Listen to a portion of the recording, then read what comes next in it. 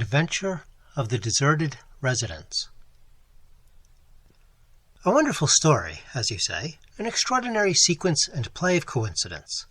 I confess that your expressions when you first showed me the gold Tiberius were not exaggerated. But do you think that Walters has really some fearful fate to dread? I cannot say. Who can presume to predict events when life itself puts on the robe of coincidence and plays at drama? Perhaps we have not yet reached the last chapter in the queer story. But look, we are drawing near to the verge of London.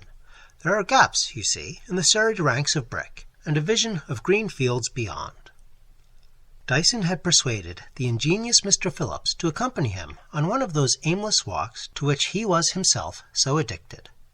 Starting from the very heart of London, they had made their way westward through the stony avenues, and were now just emerging from the red lines of an extreme suburb, and presently the half-finished road ended.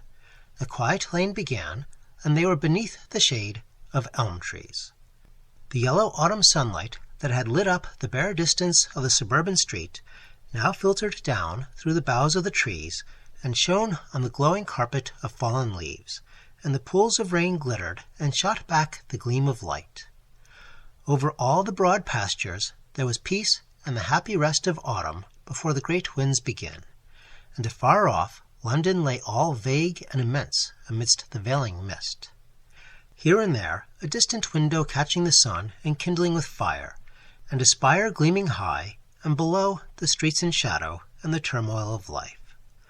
Dyson and Phillips walked on in silence beneath the high hedges, till at a turn of the lane they saw a mouldering and ancient gate standing open, and the prospect of a house at the end of a moss-grown carriage drive. "There is a survival for you," said Dyson. "It has come to its last days, I imagine. Look at how the laurels have grown gaunt and weedy, and black and bare beneath. Look at the house, covered with yellow wash, and patched with green damp. Why, the very notice board, which informs all and singular that the place is to be let, has cracked and half fallen." "Suppose we go in and see it," said Phillips. "I don't think there is anybody about." They turned up the drive and walked slowly towards this remnant of old days. It was a large straggling house with curved wings at either end, and behind a series of irregular roofs and projections, showing that the place had been added to at diverse dates. The two wings were roofed in cupola fashion, and at one side, as they came nearer, they could see a stable yard and a clock turret with a bell, and the dark masses of gloomy cedars. Amidst all the lineaments of dissolution, there was but one note of contrast.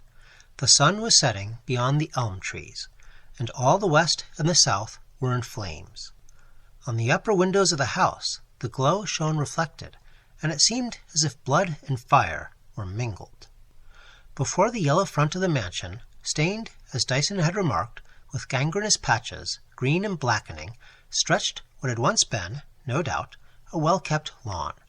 But it was now rough and ragged, and nettles and great docks, and all manner of coarse weeds, struggled in the places of the flower-beds. The urns had fallen from their pillars beside the walk, and lay broken in shards upon the ground, and everywhere from grass-plot and path a fungoid growth had sprung up and multiplied, and lay dank and slimy like a festering sore upon the earth. In the middle of the rank grass of the lawn was a desolate fountain. The rim of the basin was crumbling and pulverized with decay, and within the water stood stagnant, with green scum for the lilies that had once bloomed there. Rust had eaten into the bronze flesh of the triton that stood in the middle, and the conch shell he held was broken. "Here," said Dyson, "one might moralize over decay and death. Here all the stage is decked out with the symbols of dissolution. The cedar gloom and twilight hangs heavy around us, and everywhere within the pale dankness has found a harbor, and the very air is changed and brought to accord with the scene. To me, I confess this deserted house is as moral as a graveyard, and I find something sublime in that lonely Triton, deserted in the midst of his water-pool. Here is the last of the gods. They have left him, and he remembers the sound of water falling on water, and the days that were sweet." I like your reflections extremely, said Phillips, but I may mention that the door of the house is open. Let us go in, then. The door was just ajar, and they passed into the mouldy hall and looked in at a room on one side. It was a large room, going far back, and the rich old red flock paper was peeling from the walls in long strips, and blackened with vague patches of rising damp. The ancient clay, the dank, reeking earth rising up again, and subduing all the work of men's hands after the conquest of many years. The floor was thick with the dust of decay, and the painted ceiling, faded from all gay colors and light fancies of cupids in a career, and disfigured with sores and dampness, seemed transmuted into other works. No longer the amorini chased one another pleasantly, with limbs that sought not to advance, and hands that merely simulated the act of grasping at the wreathed flowers. But it appeared some savage burlesque of the old careless world and of its cherished conventions, and the dance of the loves had become a dance of death. Black pustules and festering sores swelled and clustered on fair limbs, and smiling faces showed corruption, and the fairy blood had boiled with the germs of foul disease.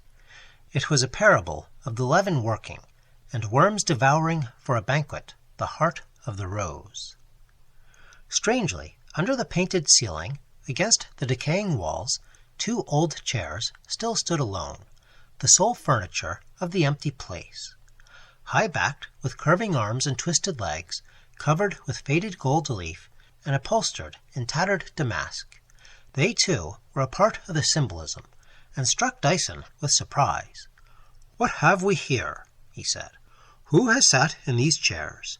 Who, clad in peach-bloom satin, with lace ruffles and diamond buckles, all golden, a conté fleurettes, to his companion? Phillips, we are in another age.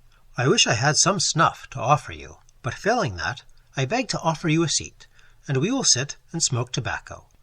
A horrid practice, but I am no pedant." They sat down on the queer old chairs, and looked out of the dim and grimy panes to the ruined lawn, and the fallen urns, and the deserted Triton. Presently Dyson ceased his imagination of 18th-century airs. He no longer pulled forward imaginary ruffles, or tapped a ghostly snuff-box. "It's a foolish fancy," he said at last, "but I keep thinking I hear a noise like someone groaning. Listen. No, I can't hear it now. There it is again. Did you notice it, Phillips?" "No, I can't say I heard anything. But I believe that old places like this are like shells from the shore, ever echoing with noises. The old beams, mouldering piecemeal, yield a little and groan.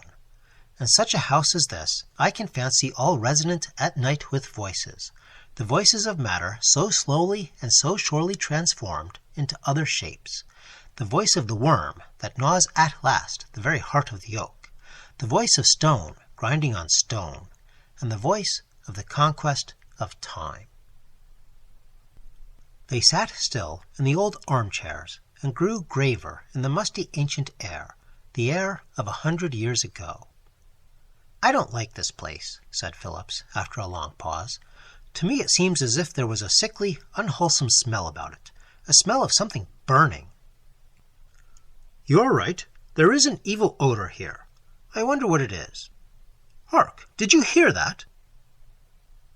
A hollow sound, a noise of infinite sadness and infinite pain, broke in upon the silence, and the 2 men looked fearfully at one another, horror and the sense of unknown things glimmering in their eyes. "Come," said Dyson, "we must see into this," and they went into the hall and listened in the silence. "Do you know," said Phillips, "it seems absurd, but I could almost fancy that the smell is that of burning flesh." They went up the hollow-sounding stairs, and the odor became thick and noisome, stifling the breath, and a vapor, sickening as the smell of the chamber of death, choked them. A door was open, and they entered the large upper room, and clung hard to one another, shuddering at the sight they saw. A naked man was lying on the floor, his arms and legs stretched wide apart, and bound to pegs that had been hammered into the boards. The body was torn and mutilated in the most hideous fashion, scarred with the marks of red-hot irons, a shameful ruin of the human shape. But upon the middle of the body a fire of coals was smouldering. The flesh had been burnt through. The man was dead, but the smoke of his torment mounted still, a black vapor. "The young man with spectacles," said Mr. Dyson.